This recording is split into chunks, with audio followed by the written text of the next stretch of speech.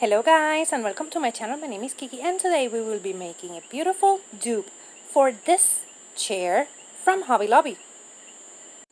This is the chair that my sweet friend Dal sent me.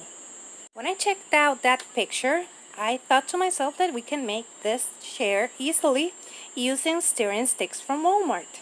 I know I'm kind of obsessed with them, but I'm gonna give you the measurements for those because they are perfect for this project. We're going to use 2 of the long strips or complete strips.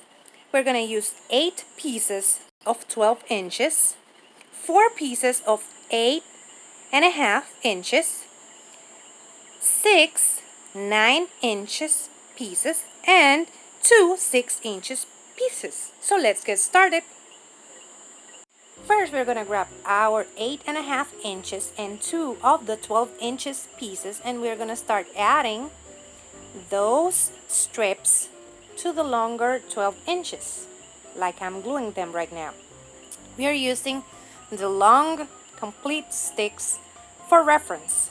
And now I'm cleaning the excess, and now after we turn it to the other side, we're going to glue that. That's the back part of our chair.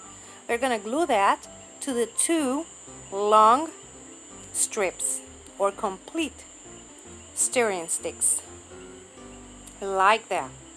Clean up the excess glue and let it dry. Now we're gonna assemble the seating part of our chair, and for that we're gonna use 4 of the 12 inches and we're gonna glue them together to make the sitting part. I was going to use some balsa wood from Walmart, but I couldn't find it, so I decided I'm going to use those steering sticks and they will work perfectly in the end. You would see that.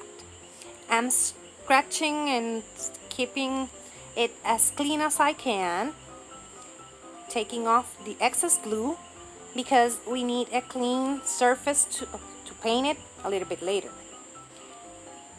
Now we have that part, and we're gonna start adding our sides like that.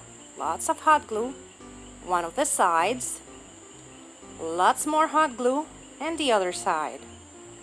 And we're gonna take the 2 remaining 12 inches pieces and we're gonna add them or attach them to our sides, other sides, and that will form a box, just like that.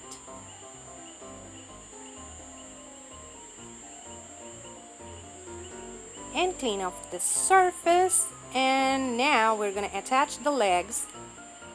We are using the handle part of our sticks and we're gluing them together like that to make our legs, because we are using that part in the chair back part as the legs. And we're going to attach them using lots of hot glue. If you want something more sturdy, I recommend using maybe hot wood glue or E6000.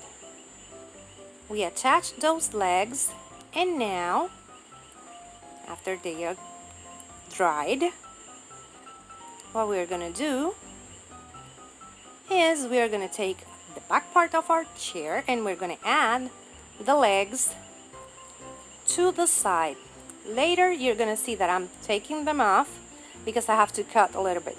If you glue those legs to the seating part, you won't have to do what I'm going to do next.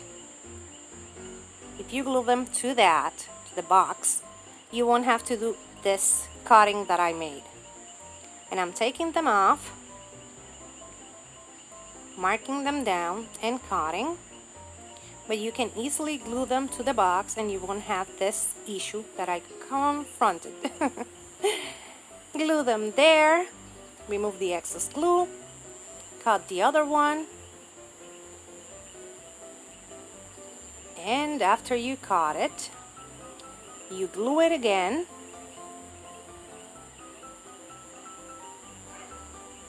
Like that, with lots of hot glue.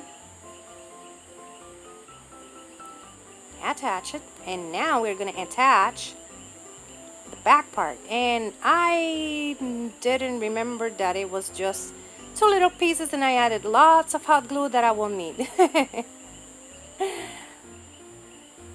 And as we attach it, clean it, that's now for the painting process. We're going to use this classic caramel from Apple Barrel and the burnt umber also from Apple Barrel. We're going to use a bigger and a smaller brush, the smaller one for the paint and the other one for the dry brush. We're going to paint all over our chair using this caramel color from Apple Barrel. We're going to give it a good coat, one coat only, but all around our chair. And I'm showing you how I started the process. Now I'm going to finish, and then we're going to give it a dry brush. It's finished, and now we're going to take our bigger brush and we're going to give it good dry brushing effect using our burnt umber. You're going to repeat that all around your chair also until you're satisfied with the dry brush effect. As you can see, I'm adding a little bit more because I wanted it a little bit more weathered, but this is to your liking. And this is how it turned out. As you can see, we have the dry brush effect over here. I styled it a little bit for you to see how big it is. It's almost 2 feet tall. This is how it looks. And remember, if you like it, hit the thumbs up. If you love it, subscribe so you can keep on watching this type of videos. Take care. Bye-bye.